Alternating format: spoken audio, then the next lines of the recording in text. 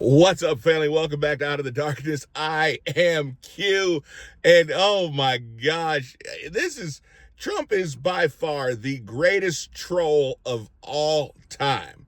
And then when you add the brilliance of Donald Trump to the brilliance of Steve Bannon, you have something that you cannot look away from. So over the weekend, I don't know if you guys caught the interview that Steve Bannon did, but he promised that Donald Trump, that the plans were underway to run Donald Trump again in 2028. Of course, the economists, they came back, they said, well, it's unconstitutional. He said, well, Trump has such a large following. He has such a large group of people who want to see him do well for the country, that really and truly, when it comes to the Constitution, it comes down to the will of the American people and what they want. And if the American people, if the people want Trump to be in office for a third term, they will speak out and they will make it happen. So it's an interesting concept. Do I like it? Well, getting Donald Trump for another 4 years sounds great. But the other side of me, the constitutional conservative, says, it sounds great, but man, if it gets used against us. The only other side I could argue with that would be, one, I don't think that Donald Trump really wants it. But of course, he did say himself when asked about it, I would love to do it. I'd love to run in 2028. If someone brings me a plan for how to make it happen, I would definitely entertain it. He's not shutting it down either. He's going so far as to pass out Trump 2028 hats.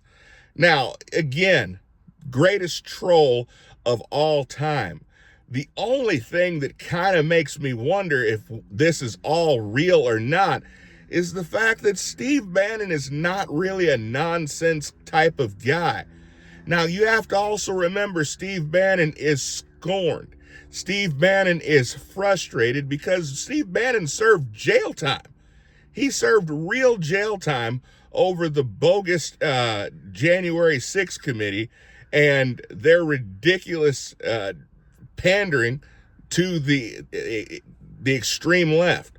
So I get where he's coming from also. But Donald Trump's definitely not shutting this thing down and saying it's definitely not going to happen. The only thing that he said is that he would not declare a vice president this time. He said he thought that would be too cute. But Bannon and Donald Trump are not willing to throw this away yet.